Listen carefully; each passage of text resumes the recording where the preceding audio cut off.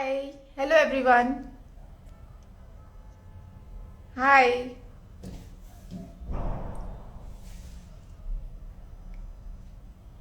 I think I'm live. Hi. Okay, so today's topic of discussion is epidural during labor. Uh, what is an epidural? Why it is given? All these questions we have. She will be answering all these questions.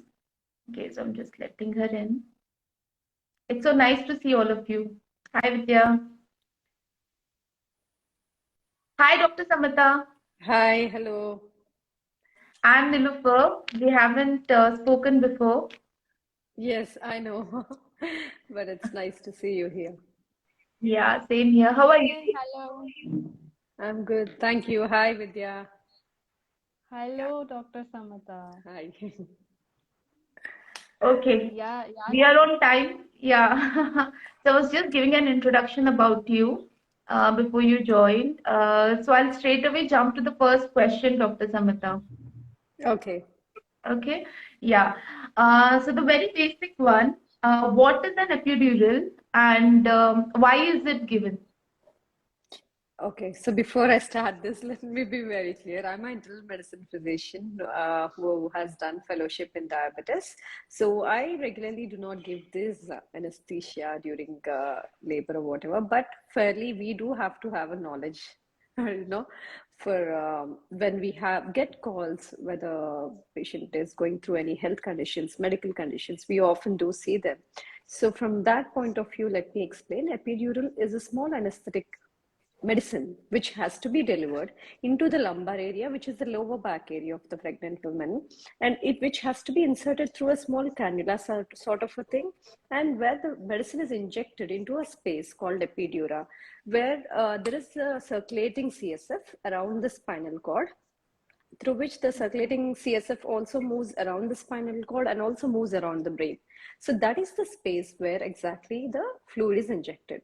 So when this fluid is injected, it will have effect on the nerves called spinal nerves, which eject on either side of the spinal cord and send information to the brain. So what we're trying to do is by giving this anesthetic medication, we are trying to make stop this sensation being carried from the lower back to the brain. So that is how a pregnant woman, when they receive this epidural, do not feel pain.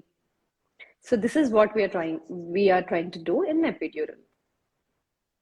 okay. Already we received a question. So how does the Yes. woman, if epidural makes it go numb, how does the woman know when to push? How will she Yes. know when the contractions are? Yes. So in this case, what usually happens is since most of the women do not have that sensation to push. So in that case, our gynecologist will play a role in letting the person know that how the cervix is dilated, and the way when the push is being needed, the information is given to the mother to help them push it. But there are certain individuals, at least 14 to 15 out of 100 women can still feel Mhm. it, can still feel that Okay. pressure of the head on the vagina, and they can still feel it and they will be able to push. But for such percentage of women who do not have that push on the vagina, it has to be informed, and it will be informed by the delivering doctor. So, and that is the reason why sometimes when we give epidural, the duration of the labor increases. Okay. So Yes. it's only for the pain. No, they will still, as you said, fewer percentage of women can feel the push. Only Yes. the pain is reduced. Okay. Yes. But Yes. yeah, just one thing over here, Dr. Samita. There is a possibility that some women may also experience the pain, right? Even after giving epidural. Exactly. I was one among Yes. them. That's why I'm talking. Yes, yes, Actually, I could exactly. feel like I was in terrible pain even after the epidural. So that's why I can talk about it. You rightly said, because I've been going through certain studies. How many out of 100 women would feel it? Yes, about 5 to 10 people out of 100 who have been given epidural can still feel the pain. It could depend on how the anesthesia is inserted, how effectively it is given, has it reached the epidural space correctly? Has it acted on the nerves? So it all depends on these criteria, why a woman must have felt uh, painless and other woman is feeling the same pain despite giving epidural. Okay. Okay. Yes. When is it required? I mean, when is the decision made that, yes, she can be given an epidural? Yes. So during first phase, where the cervix has yet to be dilated, that is the phase when we do not give epidural. So patient has to go into second stage of labor. It has to be Mm. dilated to a minimum of 5 centimeters, and then the epidural is given. Because what happens when it is given very early on in the first phase itself, the duration of labor will go on for 3 to 4 hours, which they do not want. Okay. So it had the Okay. duration of labor should not be prolonged. So it should be kept as simple as short as possible. That is the reason they wait till the second stage of labor is intervened, and then they give the anesthesia. Is it necessary to give it, doctor? Not completely necessary, because our mothers, our grandmothers, many have gone through the same process. It's nothing new. They have taken pains very well. Why is the pain threshold reduced now? It could be due to multiple factors. The pain threshold has come down in us. So that is the reason maybe we are feeling more pain, but it is not more. It's the same pain that our mothers have Right. felt. But the pain threshold has certainly reduced, and it is now different with different people depending on how their health status has been before they turned pregnant. Were they having any sort of inflammation? Were they diabetic? Were they having other health issues? Were they very, very active before carrying the child? So it all determines how a pain threshold can be. So it is not definitely 100% needed procedure. We can But it is go through kind of it. more, that kind of factor, Dr. Samata. This is something like I'm not talking from any survey or anything. I'm talking out of my own personal experience that, there is a window. That's what I was said. Like after that window, you cannot opt for it. Okay. And that kind of scared me. I was scared. Okay. Actually, before I took the epidural, I was not in tremendous pain or something that I was not able to tolerate or was not able to manage it. But then I was scared that if this window is passed, I don't know how the pain is going to be. Okay.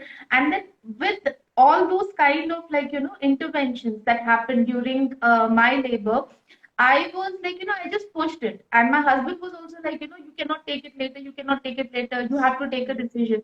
So I Yeah. was like, okay, ठीक है, let's take it then. But how can a woman decide? When is the point?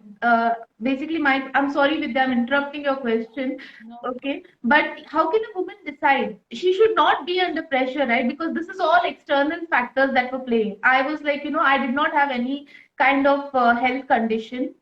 Before my pregnancy, my entire pregnancy was I did not take any other medications except for I think iron and calcium. So it was completely okay. I was active throughout my pregnancy. So there was no complication. But still, I was so scared at that point that, oh God, something is going to happen and I'm not going to tolerate. I'm not, my body will not be able to tolerate that pain. And my husband was more scared than I was. So, all those factors played in and I took that decision of taking an epidural. So how can a woman actually decide without all these things affecting her? So it is very personal decision, I would say. I think a woman shouldn't be very much influenced. She should be, we should keep the options open for her, but can't pressurize. I mean, to say, yes, it's the duty of the doctor to let us know when it is needed, when it is not needed, and we can't decide late, of course, because after the second stage of labor has passed, when it is about to just push, that when they ask for it, when they're in intense labor, doctor cannot give it. So it's a duty of the doctor to let them know before. That is right on that part. But decision making at that point of time, we're in very emotional imbalance. So I think we are not strong enough at that point of time. So that decision has to be made priorly. So there are certain courses that are offered. Outside India, you all know it since you are into this thing now. Now, to be parents are very well prepared pre-planning of pregnancy is very well done. Even about epidural, they decide beforehand itself if they want it, they don't want it, they're going to take it. They're very well counseled during their prenatal time itself, antenatal time. So that kind of preparation, I think, is needed rather than asking individual when they're in the situation. I think preparing them, bringing awareness during antenatal period is a good thing, because at that point of time, decision maker is the mother herself. So when she's prepared beforehand, she's aware, she'll be able to take a decision before she's on the table. I think that is the best answer for that. Thank you so much, Dr. Samata. You pointed out it really well. You really need to prepare. Yes. You have to be mentally prepared. That is the most important thing Yes. during your labor. Yes, Thank I think you both can come up with such kind of programs where, from your own personal experiences, where you felt doctors did not give us enough information beforehand. So maybe there are some things what doctors cannot give so much of data. So this is where life coaches can come in hand. So we can use healthcare providers, other healthcare providers who are available with us, and make these things happen to create more awareness in terms of how to go ahead with something like stem cell banking or epidural, what are the do's and don'ts, how the scenarios may come up, what kind of questions you may be asked when you reach there for deliveries. So these sort of things, if we are all prepared beforehand, since the working women are more now, so I think this kind of awareness and education might help us take better decisions in times like that.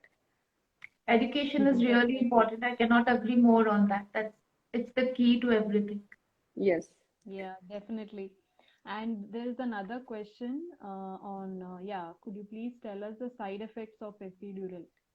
Yes, number one side effect is low blood pressure. So for that, even before the epidural is attempted, we are given a catheter on our arm so that we are readily prepared to give enough hydration if in case the blood pressure falls during the procedure and after the procedure as well. The most common side effect is low blood pressure, and the second most common one is fever. Some women, not nearly, about 20% of the women might develop fever. Again, that can be taken care by being very hygienic and taking necessary precautions and maybe giving prophylactic antibiotics. I think that is taken care of our treating doctors. And the third common one being is inability to walk and feel the push that what is the others are asking about. And coming to walking, it's not that you cannot walk. See, there's a difference between epidural and spinal anesthesia. Spinal anesthesia is given for women who are going into cesarean section. So so from the point of anesthesia till the legs down, we do not feel anything. But it's not like that with epidural at all. So in spinal anesthesia, we cannot even move our legs. But in epidural, we do not give such kind of dosage. And we do not reach subarachnoid space, something called, we have layers above our spinal cord. And we do not go deep in epidural. They are very superficial, and the amount of anesthesia dose is given is very mild. So with that, this problem of not being able to walk will not appear. And if you know, in normal labors, we are always asked in first stage of labor to keep walking. Walking makes the delivery easier. So that thing is very true. And in second stage, of course, if you're able to walk, that is fine. If you're not able to walk, we are asked to sit comfortably or lie down or propped up position, however we are comfortable with our child inside. So yeah, we may feel slight tingling and numbness kind of thing in the legs. These three should be the most common. Okay. Can it affect the baby? Yes. Okay. Can it affect the baby?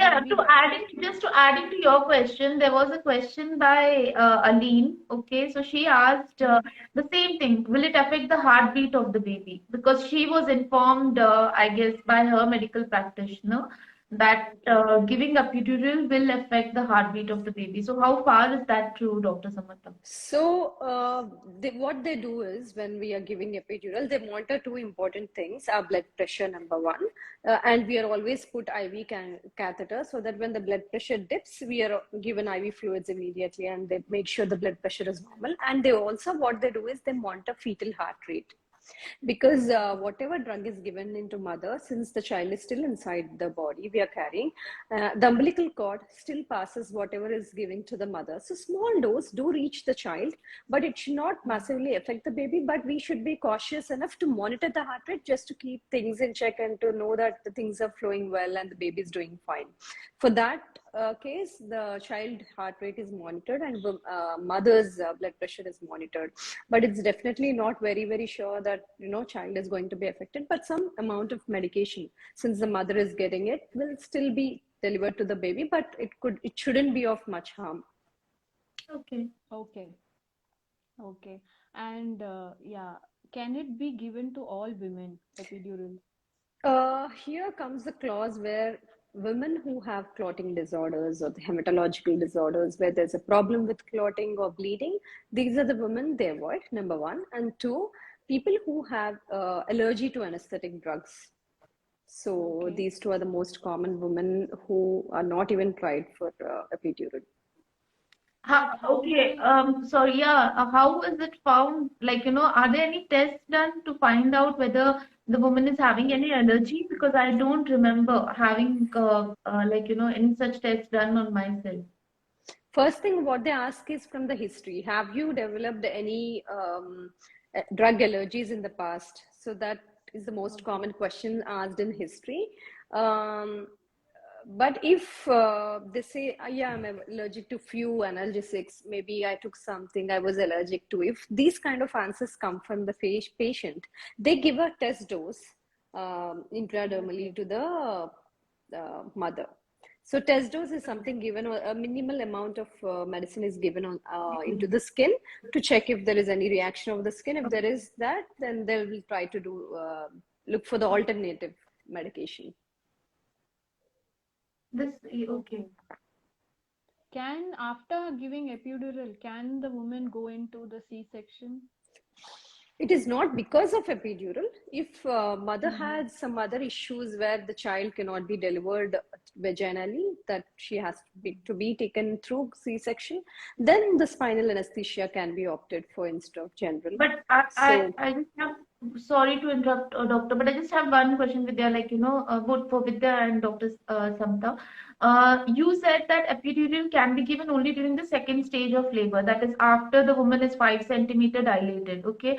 yeah. Vidya's question is that, is it possible that after epidural, can the woman be taken in for a C-section due to any kind of Yes. emergency? So is it possible that during second stage of labor also you can have a C-section done?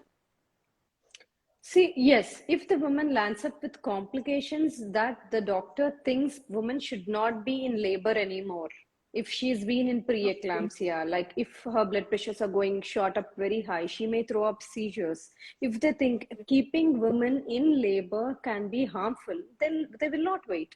That's why it Okay. is called emergency section. It is not Okay. pre-planned. So during labor, if a section is planned, that has to be emergency. If it is an emergency section, they will not wait for anything. The patient is rushed. Okay. Yeah. Yeah. Okay. Okay. Yeah, I had one more And question, Vidya, here in, like, it came in as a message to us. There are many questions actually. I think we are going to miss some. I think Okay. I think I should talk on chronic back pain, which I've been noticing for quite some Yes, time now. exactly. Actually, that yes, was the yes, question please. which we had from almost five people today, and it was the same question. I saw five messages. Yeah, that's. I just checked the messages at around 6 p.m., and five of them had the same question. Well, epidural have some kind of back pain or long-lasting back pain. Lower back pain. That is That's the when question that people have. that is not a common side effect, but most women certainly end up with it because of the nutritional deficiencies that they go through immediately after postpartum, they do not take the vitamins well, they'll end up with hypocalcemia. These could be the reasons most of the time why they have back pain, rather than commenting because epidural is given, that's why it has. We can't correlate the things like that. There can be multiple reasons why a woman in postpartum can have a low back pain. But most of the time, what happens, they could have or could not have epidural. If woman had epidural, she will definitely correlate it with saying I had Yeah. epidural, that's why I developed back pain. No, it is not like that. No, but there are other reasons. They should find out what is the cause. I think they should find out, take it seriously, meet the doctor, rule out the cause. What is causing back pain? Is it the, sometimes what happens, we are so occupied with the child postpartum, we do not give self-care, we do not take our food properly, how we were taking in antenatal time. So these could be the top priority of reasons I feel for back pain. Right. Also, they said, they had a numb sensation even after few days, and sometimes they feel some tingling sensation at that point where it was inserted. So, is it possible like that, or they are just feeling it? Very rarely that might happen. We can't say it's just their aura. Rarely it can happen. But again, this has to be addressed. If they have it long term, we should rule out what is the cause. Sometimes B12 deficiencies are most commonly present like this. They have tingling sensation in the feet. Women, especially in the mid 30s, 35s, they come. They're not even aware that they have B12 deficiency. Simple things like that can, they correlate and leave it because I had that, maybe I'm suffering like this. So they think they have to suffer like that. They should not suffer. I think they should meet the physician, meet the gynecologist, and find out what is happening. Everything has a solution, so they can't. They should not, wait and wait for it to disappear. If it is a nagging problem, if it is tingling and all, it can be quickly corrected if it is a simple nutritional deficiency. But rarely, yes, some women can have this long-lasting tingling effect. Yes, sometimes, very rarely, but not every woman who takes epidural can think that maybe I will land up like that. Very rarely it happens. Right. How long does this effect stay on the woman's body? So usually what they Epidural. do, they give small doses multiple times as the need. So it usually Okay. lasts for half an hour. So if they think, Okay. it is decided by the dose of the medication that is administered to the women. So they Okay. wouldn't plan for long. They don't want to give they don't want anesthetic effect to take long in the women. So what they do, some anesthetists prefer to give repeated doses. Start with a small dose, watch out for half an hour, 45 minutes. If for some reason delivery is prolonged, then, and if she's in intense pain, they may prefer to give a second dose. But it should not last, the drug effect should not last more than 45 minutes. Okay. Okay. So, but the dosage is decided as per individual. Yes, dosage is most likely decided as per individual, and the kind of anesthetic drug is also decided as per individual. Okay. Oh, one sec. I'm just checking the Yeah. question. Do you have any other questions, Nilufer? Uh, Questions? No, like, yeah, mainly we had questions regarding the back pain, but after listening to you, Dr. Samita, I actually could recall my entire labor. And I could actually, like, note it down mentally. There were so many things that went wrong during that time. And I really feel whatever you said, this is something really important to all the women who are pregnant, okay? You guys are smart enough, okay? Maybe like, yeah, I was not that smart enough that I prepared well for my labor and childbirth. But then, it's very important that you prepare for your labor and childbirth, know what is going to happen to you. Like, talk to the person who's going to stay with you during your labor, and have people take your consent before, like, performing anything on you. So all these things are really important, and you cannot take control unless and until you're aware about it. So having knowledge is really important.